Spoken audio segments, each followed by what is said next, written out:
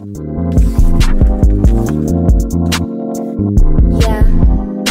I got my notepad. I can hear the music. I'm sitting back home high as fuck with nothing but a pen in my hand. The only thing on my mind is just how I can't understand why these bitches in hibernation when it comes to my name. Hearing me flow is exciting, like seeing the Walk of Fame. In Hollywood, everything is all good and everyone's a superstar and they are riding fancy cars. But here, I ain't nobody, dog. I ain't a A-lister, I'm just a writer, y'all. But when I grab my pen, I get into my feelings. Before I even realize, I start revealing. I go bananas on that beat, that's just the season. It's amazing how I regurgitate my nouns and verbs in just one take. I'm a master, man, I'm faster than these female rappers. These hoes are boring, I start breathing after just one chapter. I'm Jimmy Fly, I'm just a girl who writes. What up, girl? It's your girl Jimmy Fly, and I'm here to let you know more about me and my artistry. So let's get this thing popping. Free. If I could only use one word to describe how it felt while I wrote, it would be free. When I'm writing, I just feel free from hatred of others. I feel free from judgment of others. I feel free from people debating me on my emotions or my thought pattern. I just feel totally free, and I love that. To say whether or not I'm happier writing spoken word poetry or when I'm writing quote unquote rap lyrics, that is like foreign to me. I don't use an emotion to characterize either style of writing. I just write. And when I'm writing spoken word poetry, sometimes I'll go into a poem knowing what I want to talk about, or sometimes it'll just be a random rant or like a journal entry. Sometimes I develop poems around a tweet that I might tweet on Twitter. It just depends. When I'm writing music, I listen to an instrumental over and over and over again. I'll let the instrumental build a beat pattern inside of me with my emotions, and then wherever that beat takes me, I write from there. So whether it's happy, sad, depressed, mad, it just is what it is, and I just go with it. My career objectives and goals are to leave this world a legend. And to some people that might sound really egotistical or really just, you know, big-headed or whatever, but I want to leave the world a legend. I want to do every and anything that I love to do, that I'm passionate about, that I'm good at, and I just want to do it. I want to do music because I know that I'm good at it. I would love to travel and mentor, talk to young kids, high school kids, college kids, go and perform my poetry to them, just because I know that it can help them and it can get them through a rough place in their life. I would love to do skin commercials. I would love to do hair commercials because I have natural hair. Of course, I would love to act. I would love to do voice acting. My ideal role, I would have to name two types of roles. I would love to do something really funny and witty. I'm a really big fan of like dry, sarcastic humor. So I would love to do something in the funny arena. I would also love to do something like gangsta, you know, like some set it off type shit. That's really my swag. I would love to fuck with that. So yeah, acting definitely after music and everything, or maybe during shit. Have I started conditioning myself for traveling and performing? If I was to say yes, I would be lying. I mean, I live in a 2-story house, so I'm always up and down stairs. So I would say that that is a form of exercise. I like to go walk. I try to walk on a daily basis. I don't always make it on a daily basis, but I like to. I drink water.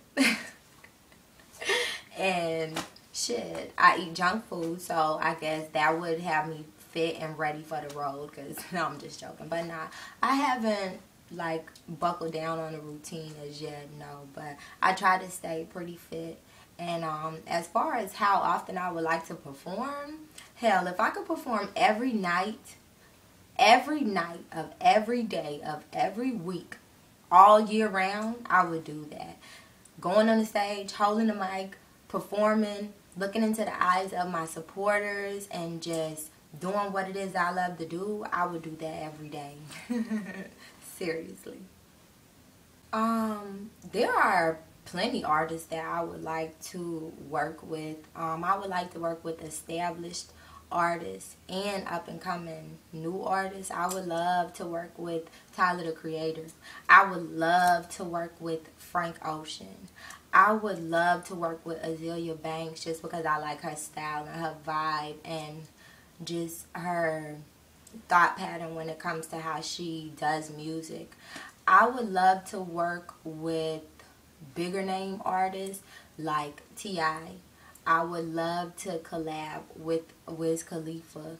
I would love, love, love, love to do a track with Lauryn Hill singing on there. There are a lot of artists. The list goes on and on. Yeah, of course my partner is a big part of keeping me composed and keeping me stable. And also being my cinematographer, it helps me to stay comfortable and stay confident in front of the camera.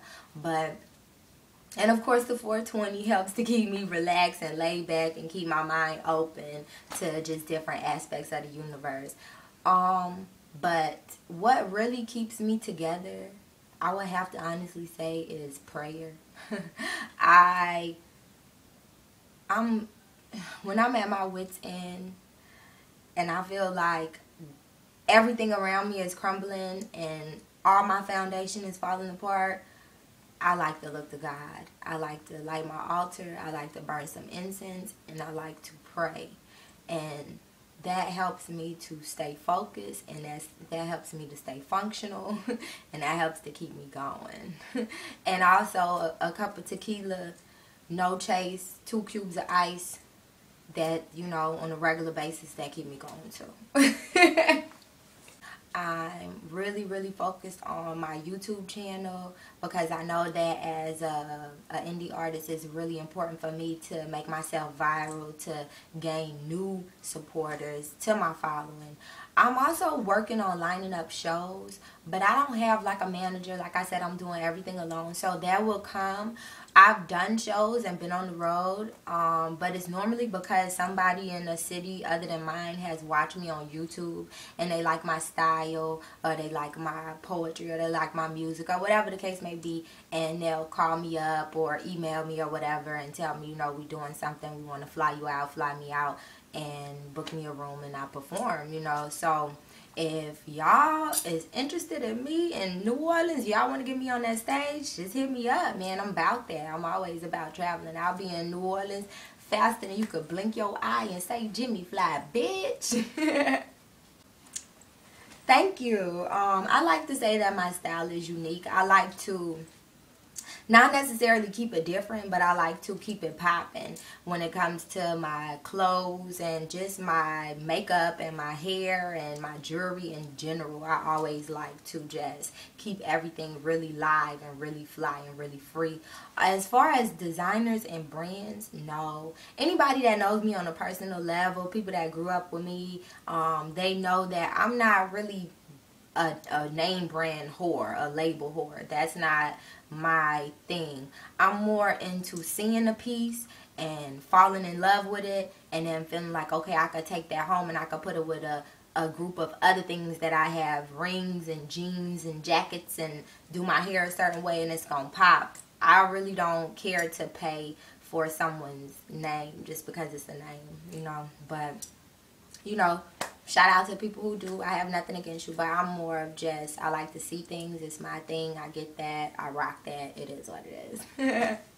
I have my own label, FFS, fucking fly shit. If you watch me on YouTube, sometimes if you see my pictures on Instagram, you'll see me in an FFS t-shirt. That's my line of t-shirts that I design and I personally print from my home. So if I had to pick a brand, definitely I would say it's mine, FFS. And shout outs to Chuck Taylor and Vans. I keep them on my feet, so it is what it is. And not because of the name, but because of the comfort and the price. From the very first time I picked up a pen as a young jitterbug to now, I would have to say that I have changed tremendously, yet at the same time I have remained the same. I remain the same because I'm still that radical, raunchy, ratchet, same person that I've always been from day one, where I say what I want to say, I speak what's on my mind, and I put it in the way that I want to say it, and not so much the way people might want to hear it, whether it's using curse words, whether it's slang, whether it's country talk, whatever it is. I just do me. So in that aspect, I'm totally the same. But I would say that I've changed because I've grown. I've learned how to, instead of just writing from one emotional place, which used to be as a child angry and enraged, now I know how to write from a witty part of my personality. I know how to write from just a everyday outlook on life place, and I also know how to write from places that are sad and dark to me, but I'm learning how to bring them to a lighter place where it's not so hard to talk about it, where it's not so much uncomfortable for other people to hear. So in that aspect, I've changed. Yeah. No, actually, I haven't had the opportunity to be a part of any cipher. A lot of ciphers go on in my area. I see them on YouTube. I see people talking about them on the social networks, but I've never been invited out to one. I always just, sum it up to the fact that, the bitches in Broward, they know I'm pretty bad on the beat. They know I'm pretty hard on the mic. So if you calling me out to a cipher, everybody in the cipher needs to go hard, or they gotta go the fuck home, because when Jimmy Fly jump on the beat, it's dead. It's nothing left. It's ashes, because I'm gonna burn that bitch the fuck up. So I just sum it up to they don't, they don't wanna fuck with the best. So me and my partner, who's also my cinematographer, she came up with a concept where I would be my own competition in my own cipher. You could check that out on YouTube. I think it's like 8 or 10,000 views or something like that. I don't know. But I'm basically like every girl in the cipher, just different parts and places of my life: Hinesville, Georgia, Detroit, Michigan, El Paso, Texas, South Florida. And I'm basically battling myself. I don't know which one of the girls is the rawest, because all them hoes is fly. You gotta go check them bitches out. But that's the only cipher I've really been a part of.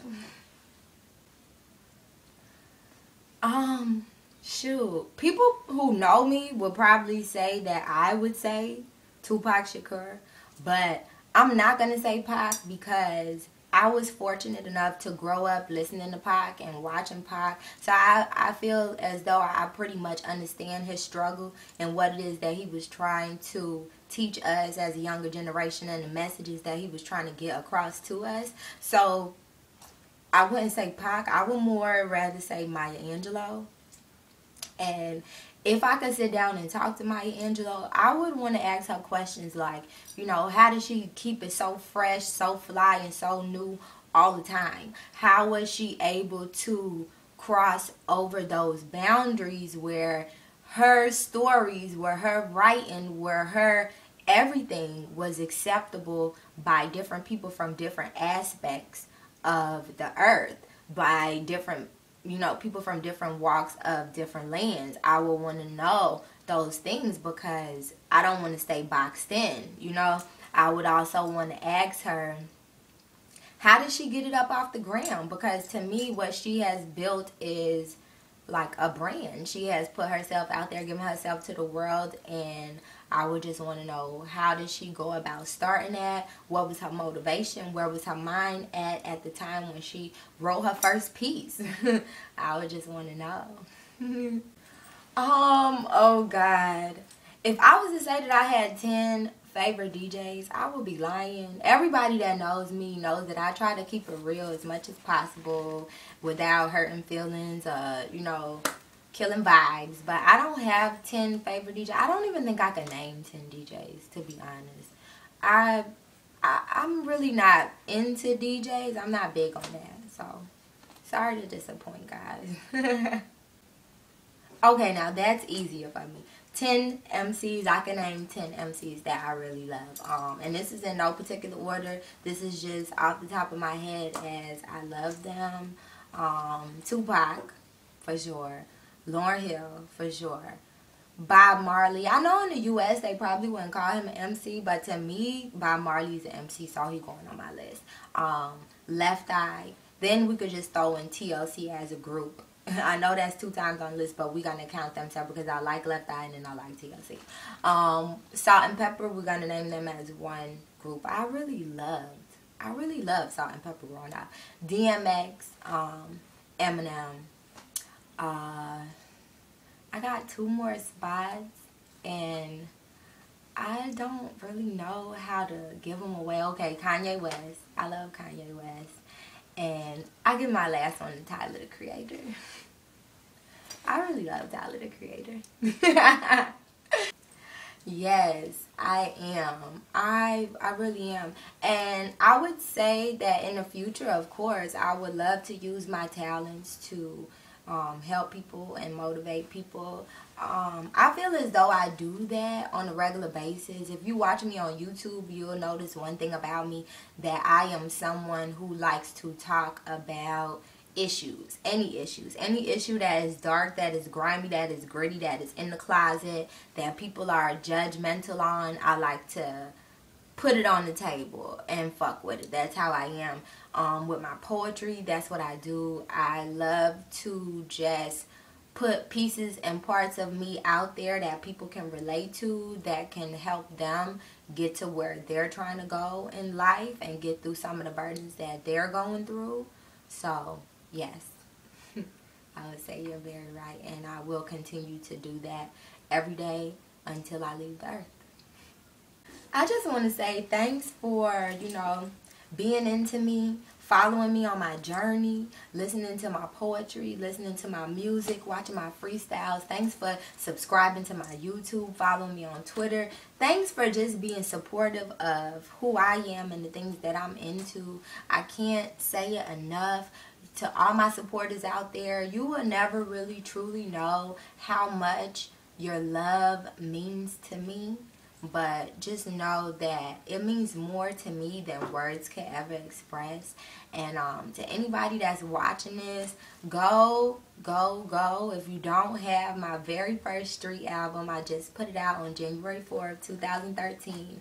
My first street album entitled Skinny Pretty Witty Bitch. It is now live on iTunes for you to go get it. And if you've never heard my music, if you've never heard my poetry, this is a good project for you to go get, for you to get all of me on one CD.